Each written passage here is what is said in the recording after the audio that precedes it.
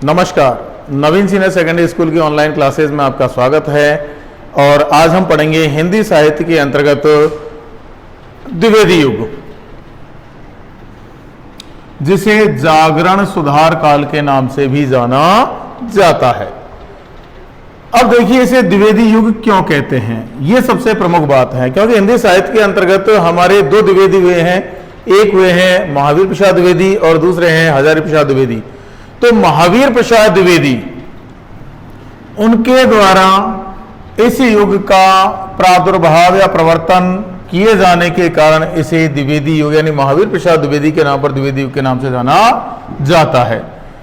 महावीर प्रसाद द्विवेदी, इनका जन्म 1864 ईस्वी में उत्तर प्रदेश के रायबरेली जिले के दौलतपुर नामक ग्राम में हुआ था। महावीर प्रसाद द्विवेदी ये पहले रेलवे में नौकरी किया करते थे, लेकिन अपना कर्तव्य है उसका ठीक प्रकार से निर्वहन नहीं किए जाने के कारण कई बार उच्चाधिकारियों से इनकी कहासुनी हो गई और एक बार तैश में आकर इन्होंने नौकरी से इस्तीफा दे दिया और पूरी तरह से हिंदी साहित्य की सेवा की ओर समर्पित हो गई। ऐसे थे महावीर प्रसाद द्विवेदी। हिंदी के एक प्रख्यात साहित्यकार के रूप में इन्हें जाना जाता है। ये स्वयं एक व्यक्ति नहीं थे बल्कि एक संस्था थी। अब देखिए, महावीर प्रसाद द्विवेदी हिंदी साहित्य में क्या इनका स्थान है, इसके बारे में हम बात करते हैं। तो हिंदी साहित्य के अंतर्गत सन 1900 में एक पत्रिका प्रकाशित हुई थी जिसका नाम था सरस्वती, जिसका प्रकाशन हुआ था सन 1900 में। 1900 में इसके प्रकाशन के बाद सन 1903 से लेकर 1920 तक इसके संपादन का जो दायित्व है, सरस्वती पत्रिका के संपादन का जो दायित्व है, वह महावीर प्रसाद द्विवेदी को सौंप दिया गया और 1903 से लेकर 1920 तक महावीर प्रसाद द्विवेदी सरस्वती पत्रिका के संपादक के रूप में स्थापित रहे। इन्होंने एक और पत्रिका का संपादन किया था जिसका नाम है संपत्ति शास्त्र। अब देखिए, हिंदी साहित्य के क्षेत्र में सरस्वती पत्रिका है, यह काफी ख्याति प्राप्त पत्रिका थी। जिन कवियों की रचनाएं सरस्वती पत्रिका में प्रकाशित हो जाती थी वे रातों रात प्रसिद्धि को प्राप्त कर लेते थे। अतः सभी कवियों में अपनी रचनाओं को सरस्वती पत्रिका में प्रकाशित करवाने की होड़ाहोड़ी मची हुई थी, लेकिन महावीर प्रसाद द्विवेदी ने सरस्वती पत्रिका में केवल उन्हीं पत्रिकाओं को प्रकाशित करने का नियम बनाया जो रचनाएं सिर्फ और सिर्फ खड़ी बोली में लिखी जाएंगी। अतः तत्कालीन कवियों और महावीर प्रसाद द्विवेदी के बीच इस विषय को लेकर काफी वाद विवाद हुआ, क्योंकि इससे ठीक पहले का, द्विवेदी युग से ठीक पहले का जो समय था वह भारतेंदु युग के नाम से जाना जाता है। और भारतेंदु युग में जो गद्य है यह तो परिमार्जित हो गया, यानी गद्य है ये ब्रज से खड़ी बोली में स्थापित हो गया, लेकिन पद्य की भाषा है उसमें किसी तरह का सुधार नहीं हुआ और वह ब्रज भाषा में ही लिखा जा रहा था, क्योंकि बीच में ही यानी अल्प समय में ही भारतेंदु जी का निधन हो गया था। अतः पद्य की भाषा के परिमार्जन का जो कार्य है, यानी पद्य को खड़ी बोली में लिखे जाने का जो कार्य है, यह महावीर प्रसाद द्विवेदी ने अपने हाथों में लिया। और गद्य तो खड़ी बोली में लिखा जा रहा था, लेकिन महावीर प्रसाद द्विवेदी ने अब पद्य को भी खड़ी बोली में लिखने के लिए कवियों को प्रेरित करना प्रारंभ कर दिया। अतः तत्कालीन कवियों में इस विषय को लेकर महावीर प्रसाद द्विवेदी के साथ काफी वाद विवाद हुआ और महावीर प्रसाद द्विवेदी के सख्त रवैये के कारण तत्कालीन कवि थे, यानी महावीर प्रसाद द्विवेदी युग के जितने भी कवि थे उनको मजबूर होकर के और पद्य भाषा को छोड़कर और अपनी जो कविताएं हैं वो खड़ी बोली में लिखने के लिए मजबूर होना पड़ा। इस तरह से महावीर प्रसाद द्विवेदी ने अपने प्रयासों से जो पद्य है उसकी भाषा को भी परिमार्जित करने का प्रयास किया और पद्य को भी खड़ी बोली में स्थापित करवा दिया। महावीर प्रसाद द्विवेदी हिंदी साहित्य के अंतर्गत एक कवि, आलोचक, निबंधकार, अनुवादक और संपादक कर्ता के रूप में जाने जाते हैं। संपादक कर्ता नहीं, एक सफल संपादक कर्ता के रूप में जाने जाते हैं, क्योंकि इन्होंने सरस्वती पत्रिका है इसका बहुत सफलतम रूप में संपादन का कार्य किया था। इनकी प्रमुख जो रचनाएं हैं उनके बारे में हम बात करते हैं तो काव्य मंजूषा, अबला विलाप जो महिलाओं की समस्याओं से संबंधित है, सुमन, गंगा लहरी और ऋतु तरंगिणी इनकी प्रमुख रचनाएं हैं। अब बात करते हैं हम द्विवेदी युग के दूसरे कवियों के बारे में कि द्विवेदी युग के दूसरे कवि कौन कौन से हैं और उनकी कौन कौन सी उपलब्धियां हैं, कौन कौन सी उनकी प्रमुख रचनाएं हैं। तो सबसे पहले बात करते हैं हम नाथूराम शर्मा।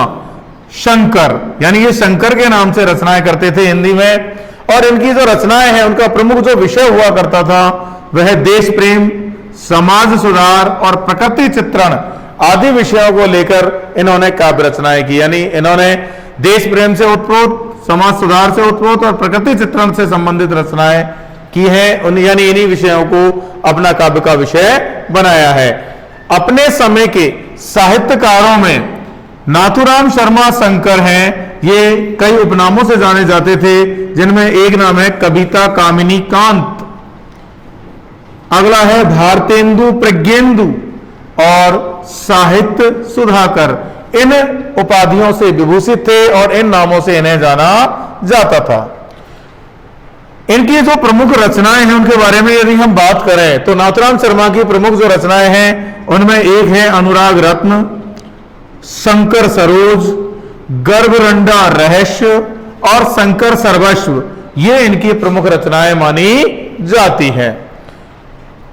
अगले कवि के बारे में हम बात करते हैं जो द्विवेदी युग के और हिंदी साहित्य के काफी प्रसिद्ध कवि माने जाते हैं। इनका काफी प्रमुख महत्वपूर्ण स्थान है, जिनका नाम है अयोध्या सिंह उपाध्याय, जो हरिऔध के नाम से जाने जाते हैं। ये भी पहले कानून गो की नौकरी करते थे। कानून गो का मतलब होता है गिरदावर की नौकरी करते थे, लेकिन साहित्य के प्रति अनुराग होने के कारण इन्होंने भी अपनी नौकरी से त्यागपत्र दे दिया और ये पूरी तरह से हिंदी साहित्य की सेवा में समर्पित हो गए। खड़ी बोली में इन्होंने रचनाएं करना प्रारंभ किया। इनकी जो प्रमुख रचना है प्रिय प्रवास, ये रचना काफी प्रमुख है। इस पर इनको मंगला प्रसाद जो पारितोषिक है जो इनको प्राप्त हो चुका है। इसके अलावा पद्य प्रसून, बोलचाल, रस कलश जो ब्रजभाषा में है, वैदेही वनवास खड़ी बोली का प्रथम महाकाव्य के नाम से जाना जाता है। हिंदी जगत में इन्हें कवि सम्राट के नाम से भी प्रसिद्धि प्राप्त हुई है। साथ ही हिंदी साहित्य में उल्लेखनीय सेवाएं देने के कारण इनको 2 बार हिंदी साहित्य सम्मेलन का सभापति बना करके और इनका यथोचित सम्मान किया गया है। तो इस तरह से अयोध्या सिंह उपाध्याय है, इनका हिंदी साहित्य के अंतर्गत काफी महत्वपूर्ण स्थान है। आगे बढ़ते हैं हम राय देवी प्रसाद पूर्ण, यानी ये पूर्ण के नाम से रचनाएं करते थे। नाम था राय देवी प्रसाद, पूर्ण के नाम से रचनाएं करते थे और इनकी रचनाओं का जो विषय है वह देशभक्ति, यानी इन्होंने युवाओं में देशभक्ति का संचार करने से उत्प्रोत रचनाएं की। साथ ही नवीन विषयों को खड़ी बोली में इन्होंने स्थापित करने का प्रयास किया, यानी तत्कालीन जो यथार्थवादी जो समस्याएं हैं उन समस्याओं को लेकर इन्होंने रचनाएं की। इनकी जो प्रमुख रचनाएं हैं मृत्युंजय, राम रावण विरोध और वसंत वियोग, ये इनकी प्रमुख रचनाएं हैं। आगे अगले कवि के बारे में हम बात करते हैं जिनका नाम है गया प्रसाद शुक्ल, जो स्नेही के नाम से रचनाएं करते थे। इनका स्वयं का जो मूल नाम है गया प्रसाद शुक्ल है और स्नेही के नाम से रचनाएं करते थे। इनकी जो श्रृंगारिक रचनाएं हैं, यानी 2 प्रकार की रचनाएं करते थे, एक तो देशभक्ति से उत्प्रोत रचनाएं करते थे और एक श्रृंगारिक रचनाएं करते थे। तो श्रृंगारिक जो रचनाएं हैं वे स्नेही उपनाम से करते थे, जैसा कि इसमें लिखा हुआ है गया प्रसाद शुक्ल स्नेही। तो ये जो श्रृंगारिक रचनाएं करते थे वे स्नेही उपनाम से करते थे और राष्ट्रीय भावनाओं से उत्प्रोत रचनाएं करते थे वे त्रिशूल उपनाम से करते थे। यानी इनकी 2 प्रकार की रचनाएं हुआ करती थी, श्रृंगारिक और राष्ट्रीय भावनाओं से उत्प्रोत। तो श्रृंगारिक रचनाएं हैं वे स्नेही उपनाम से और राष्ट्रीय भावनाओं से उत्प्रोत रचनाएं त्रिशूल उपनाम से किया करते थे। इनकी प्रमुख रचनाएं हैं कृषक क्रंदन, प्रेम पच्चीसी, राष्ट्रीय वीणा और त्रिशूल तरंग। ये इनकी प्रमुख रचनाएं हैं। त्रिशूल तरंग है वो राष्ट्रीय भावनाओं से उत्प्रोत रचना थी। अगले जो प्रमुख कवि माने जाते हैं वे हैं मैथिली शरण गुप्त, जो कि द्विवेदी युग में श्रेष्ठ और सर्वाधिक लोकप्रिय कवि के रूप में जाने जाते हैं। मैथिली शरण गुप्त, इनकी जो ख्याति है यानी इनकी जो प्रसिद्धि है उसका मूल आधार है भारत भारती रचना, जिसकी रचना इन्होंने 1912 ईस्वी में की थी। ये राष्ट्रीय भावनाओं से उत्प्रोत रचनाएं हैं। इसके अलावा जयद्रथ वध, पंचवटी, साकेत, द्वापर, यशोधरा, ये और भारत भारती, ये इनकी प्रमुख रचनाएं हैं। रंग में भंग जो 1909 में प्रकाशित हुई थी, ये भी काफी प्रमुख है। ये गुप्त जी की प्रथम रचना मानी जाती है। और इनकी जो प्रारंभिक जो रचनाएं हैं वो वैश्योपकारक नामक पत्रिका है, उस पत्रिका में प्रकाशित हुआ करती थी। बाद की जो रचनाएं वो सरस्वती में प्रकाशित होती थी, और सरस्वती से पहले की जो रचनाएं हैं वे एक पत्रिका प्रकाशित हुआ करती थी वैश्योपकारक। उस वैश्योपकारक नामक पत्रिका है उसमें प्रकाशित होती थी। आगे बात करते हैं हम राम नरेश त्रिपाठी, जो कि काफी प्रमुख माने जाते हैं, द्विवेदी युग के काफी ख्याति प्राप्त लोकप्रिय कवि हैं। और इनकी जो प्रमुख रचनाएं हैं वे है मानसी, पथिक, स्वप्न, मिलन आदि रचनाएं हैं। मानसी जो कविता है वह है इनकी फुटकल कविताओं का संग्रह है, इसमें अलग अलग कविताओं को शामिल किया गया है। और पहले ये भी ब्रजभाषा में लिखते थे, लेकिन खड़ी बोली से प्रभावित होकर सरस्वती पत्रिका से प्रभावित होकर ये भी खड़ी बोली की ओर उन्मुख हो गए और खड़ी बोली में ये रचनाएं करने लगे।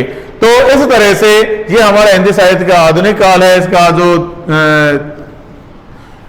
द्विवेदी युग है जो आज समाप्त होता है। और इसके जो प्रमुख कवि हैं उन कवियों के बारे में आज हमने इसके सामने जानकारी प्राप्त की थी। जहां तक मैं मानता हूं आपको ठीक प्रकार से समझ में आया होगा। ठीक है, इसी के साथ हमारा हिंदी साहित्य का इतिहास है वो आज का पूर्ण होता है। धन्यवाद।